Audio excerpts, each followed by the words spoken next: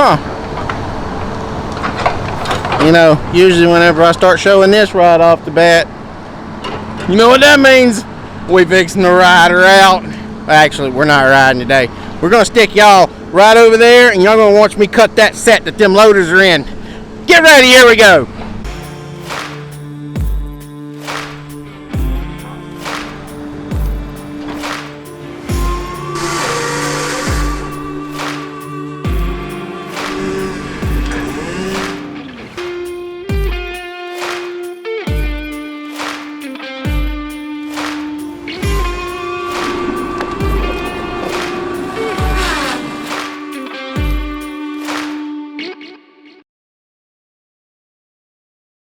Alright, so it's Tuesday morning now.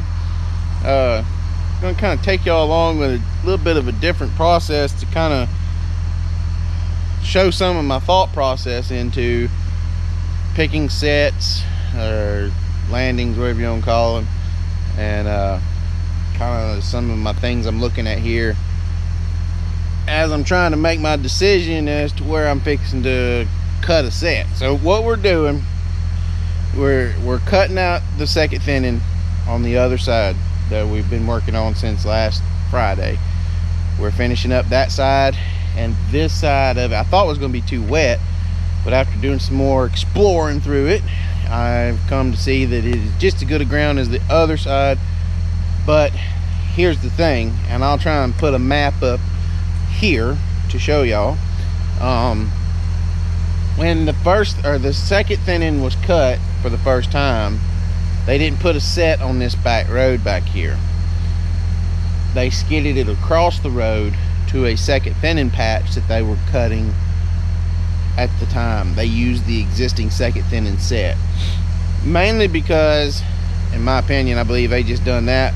One, you don't have to move a second time. That helps out a bunch because it was probably wet. And two, loading on this side of the road, it was what we call a forward facing set. You work from right to left, and whenever I put my set over on this side of the road where we're fixing that to work, we're gonna have to be working left to right, and that's backwards. So we have to set our loaders up a little bit different and everything else. But anyway, so some of the things you have to take account for and look at and stuff like that, I'll spin y'all around to kind of get y'all shown here. All right, so we got a gate. We're gonna back our trucks in. There's blacktop right up there, Paris blacktop. We're gonna back our trucks in straight through this gate, and I'm probably gonna start my set somewhere about here, and Mickey's gonna set about here. What I'll probably do is, y'all see how there's a road there, and then it kind of like swoops over, but I will probably end up lining Mickey's loader up. There's a row of trees right there.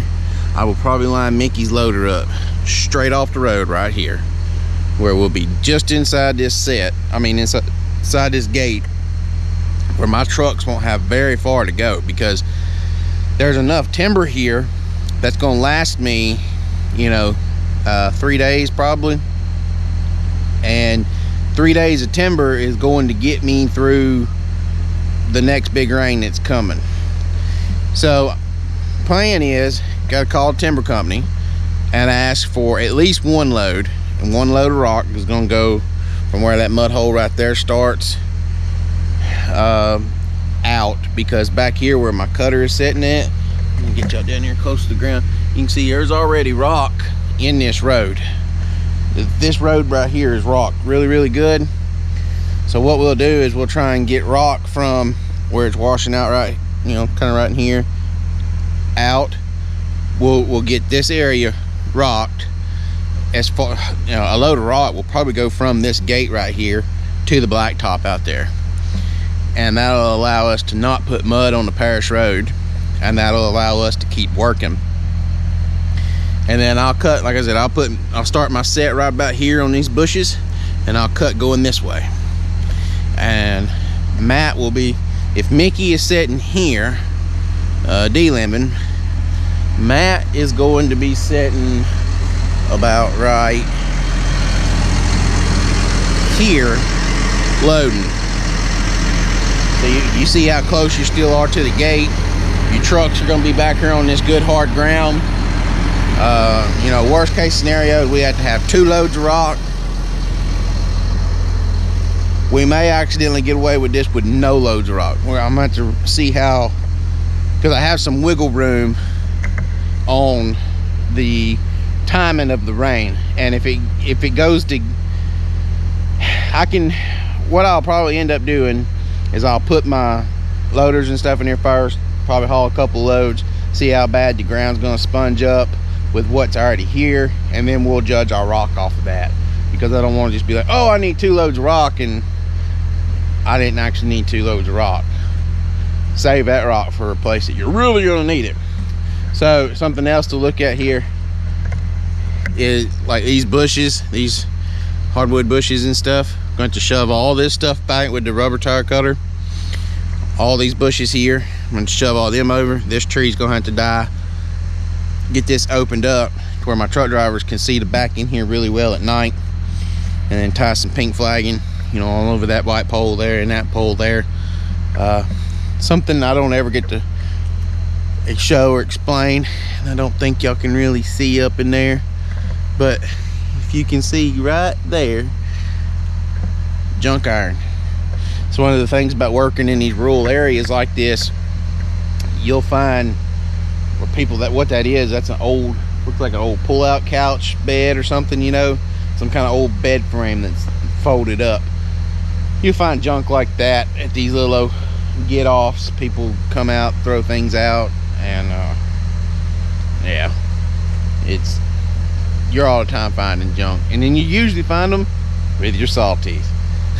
So but anyway, I'm gonna set y'all up over here on the side of the road, and then once I get, you know, all this up, well, actually I'll do the set first. I'm gonna set y'all up over here, and I'm gonna start cutting this set out, and y'all gonna watch me cut the set, and that might be all y'all get out of today's video, because we're already at 6 minutes 45 seconds of talking, explaining what we're fixing to do and how we're gonna do it. And then I know we're going to take about 15 minutes to cut this set out, so that's going to put y'all about the 25-minute mark by the time we get done. So anyway, y'all just sit tight. We fixing to mow some trees down with the 718, baby. And these are some good trees. They'll make some good thud noises when they hit the ground. I love that sound. I love it. Anyway, here we go.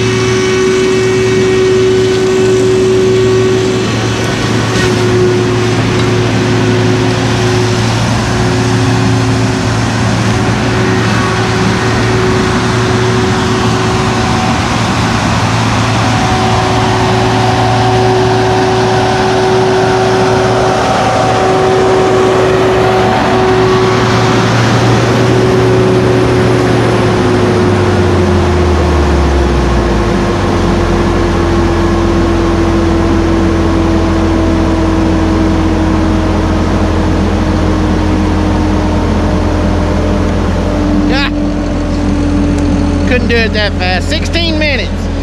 I guess if you count the time I actually cut, that'd been about 15 minutes. I was moving along pretty good there. Old girl was still cold from this morning. She hadn't warmed up yet. She got warmed up though. We went to work. But anyway, we got the set cut out. Said Mickey will be setting about right here.